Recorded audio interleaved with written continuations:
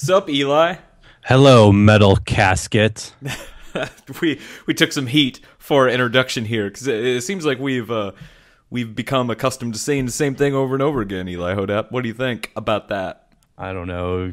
Insert your mom joke here. So we name dropped Minimon a couple of times. Once in a preview video for Dragon Island, and a couple of times on the podcast. I figured it appropriate to finally show the viewers this video game if they haven't seen it yet. This is a Pokemon-like. Yes. Not that other shit we were looking at. Yes, this is definitely a Pokemon-like game. So this is kind of like I don't know, about an hour after the beginning of the game. I have a Bulbasaur that I picked, and he's pretty leveled up in comparison to all these other cats that are in the immediate area. Oh, so it doesn't switch into a more battle view? This is it? This game is really interesting. It's like video game design in motion. So that is actually coming in an update, if you can believe that. Interesting. So for right now, it's like this. And before, there was a horrible, horrible bug that made it impossible, basically, to play the game. So whenever you leveled up, it would remove... whenever you earned a new move when you leveled up, it would actually remove a random move from your list. And what it did to me was it took my only offensive move away from my Bulbasaur, which means that the game was unplayable for that period. You know what, Brad? I think that you should just harden up. You're being such a baby. I guess. So I guess the point of this video game is literally to fight gym leaders and become the Why best. are you moving so slow? I know. It's really, really slow. And again, one of those things that is apparently going to be fixed in a later update. It's like I feel like I'm being trolled. Like you're just holding down the walk button because you know how much it irritates me when you move slow in games. I love how he kind of like that animation skips. Like, between every step, that animation just loops into the old one. It's kind of disorienting to watch. So what I'm doing right here is I'm trying to make it to the first gym, and I have to go through a forest. And I haven't caught any Pokemon on premise. Your dude's just convulsing forward through this. Because I haven't found anything cool. Like, this Rammy thing, I don't think it's cool. I'm not going to capture it. You know? I mean, this seems a lot more Pokemon-like compared to the other... What was the other game called that we looked at? Dragon Island. Dragon Island, yeah. Yeah. So this seems to be a step in the right direction, but still, I feel like everything I said about that feeling unfinished definitely applies to this. Yeah, absolutely. If not even more so, because this feels like very, I don't know, placeholdery. It does. But, you know, it nails some things, like specifically the monster design. Now, it's pretty close, some of them, to, you know, the original 150 Pokemon. But there are some cool little designs here, and I think that's really important, especially when you have a game where, you know, you're tasked ultimately with collecting a lot of monsters, right? Well, now, here's my question for you. So far in the game, have you come across anything that is Pokemon-like, but with their own spin on it, or is it like, hey, this is Pikachu, but he's blue? Yeah, well, there is no, but the longer answer is this thing is titled all the way. Its full name is Minimon Online. There's an online component. Oh. It's not necessarily a persistent world, but apparently you can see other players in your world and challenge them to duels. Now, I've not seen an actual other player yet, which is weird. So I feel like the text on this is super small. Like it is, and you know, again, probably because it's unfinished, and that's what's kind of weird. Like, this game was released without its battle system in place, like, or its battle UI, like, all the way realized. It's kind of weird. I mean, I totally understand why iOS developers do things like that. You know, I mean, because you eventually just reach that point where you're like, hey, we can't invest any more money into this. We got to get it out. Like, right. Ship it. Like, who cares? Like, we got to do something with it. Right. But at the same time, I mean, how disappointing is it that it's like, oh wow, this is... I mean, because you can, like, if you look through this game, I mean, you see, like, the workings of a, you know, reasonably decent Pokemon clone, right? Yep, definitely. But it's just not there. I feel like that theme just permeates the App Store in general so often. Right. You know, and I guess to this studio's credit, I mean, they are going back and fixing things. You know, usually you see these things just get abandoned, you know. I always wonder if the reason for that is because of, like, comparatively speaking, of the console certification process, right? Which is long, involved, expensive. So you don't, like, you would never just be like, all right, we'll poop it out. Like, who cares? Right. Like, we just gotta get it out. Right. Because the process is such a hassle. Right, absolutely. And it costs money. It costs money to even submit builds, so... Makes me wonder if, like, the idea that people have tossed out in the past of, like, $100 a year for the iOS developer thing, keep that real, but then, like, X dollars per submission. I don't know how you would balance that, but it seems like something to discourage things like this. Yeah, absolutely. Be useful. Totally with you. But to be able to do that, you'd have to be able to boost the prices of your app, right? Because it's going to cost everyone money, and then you wouldn't be able to. I might adjust the whole curve upwards though, because you won't have people just like shitting anything out that they can. Right, which would be great. This game, for example, is 99 cents, and I don't think that's an appropriate price for an undertaking this large. Now it is unfinished, but I mean, like, let's say this game was completely done, right? Yeah, that's what kills me about stuff like this, though. I mean, like, yeah, I mean, it feels like you're stealing this game, even kind of unfinished, for that low of a price, right. But absolutely. At the same time, how can you, in good faith, be like, oh yeah, I'll buy this game? Fingers crossed, you guys add a battle system. Right. Yeah. Absolutely. So what I'm doing right now too is my Bulbasaur got hurt pretty bad, so I'm gonna avoid all the trainers out here and hopefully find a new city. I was looking at the world map earlier. I think there's one north, but I gotta find a pathway apparently. I'm just gonna walk out of the screen here, Mario style. That's cool. I suppose. These trainers, it has an interesting financial model. So apparently there are in-app purchases, but you have to get to a city where there's only like one specific shop that sells the IAP.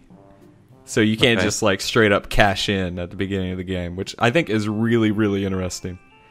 I think that's a good idea. That seems like it's going to wind themselves up in another like Mike and Greg situation where it's like, oh, we built all this IAP stuff. No one knew how to get to it. Right. Well, I mean, this guy's at least charging for his video game, which is the problem that Mike and Greg ran into ultimately. Yeah. Totally unfortunate. There's an in system which is a lot quicker than taking your Pokeballs to a store, as you may have noticed. That's always been my big bugbear with Oh, this dude renames your stuff. So I'm gonna go ahead and Brad sucks. Nope, Bulbasaur.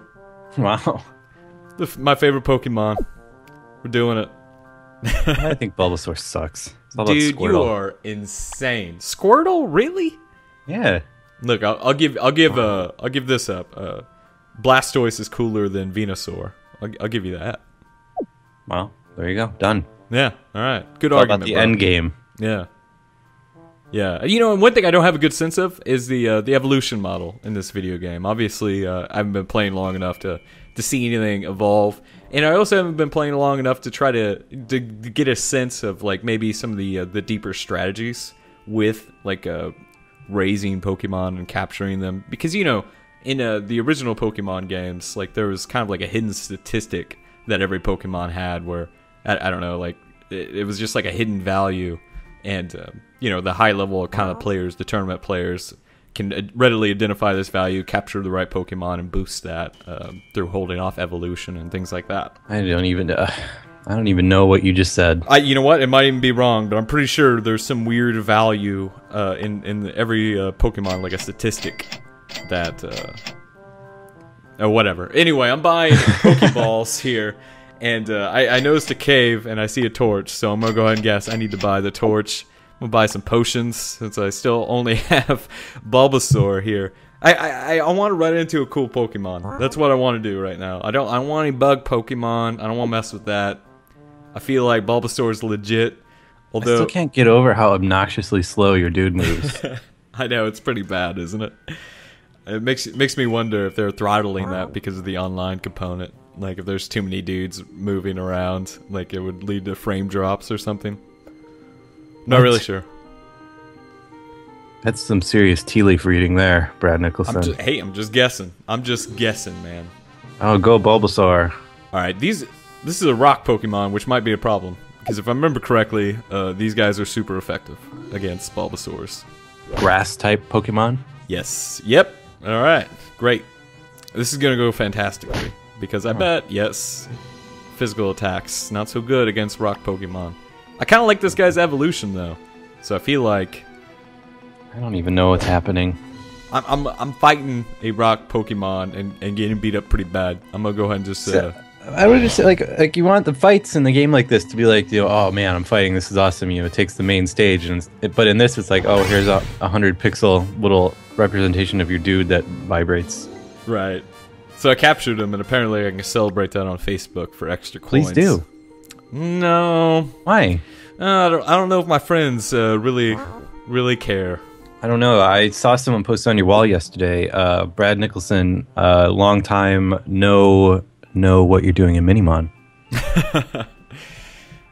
Here we go. I'm gonna go ahead and go to this trainer here. I have a feeling that this trainer is also going to roll with rock and bug type Pokemon. So This reminds me. Did you ever play Zelda 2 for the NES? yes. You know when you get stuck in like the marsh and your dude moves super slow, and yes. you're like, oh, just get me out of this. Go fast, just this entire game. Yes, I guess you're right. And indeed, my suspicions are proved true here. This is going to be a problem. So I'm going to die like a champ. It's what's going to happen. I should have caught some of those stupid-looking bug Pokemon, I guess. So now you're in the secret underground. Oh, you're fighting the same thing? This trainer has one of these. I'm going to bring mine out. This is going to be really boring. I'm going to go ahead and guess for the viewers at home. Well, let's spice things up a bit. You got any good jokes? Knock knock. Who's there? Orange, you glad you didn't say banana? Oh, I always fall for that. Oh, got you. I think I told the knock knock joke wrong. Am I supposed to say banana? Oh yeah, and I say banana who? Yeah. And Knock, you do knock. that like several times. No, I'm not doing it again. You already got me once. Knock knock. No. Man. I'll pull this video over. Pulling it over? Well, I'm busy fighting this thing that I can't hurt. That's just slowly going to bleed me out. I can't run from this battle to save our viewers from seeing it, so... Wow. Welcome to Minimon Online, a world of magic. But you're not online. So technically, it's Minimon offline. Knock knock. God. Who's there? You're not online. High five!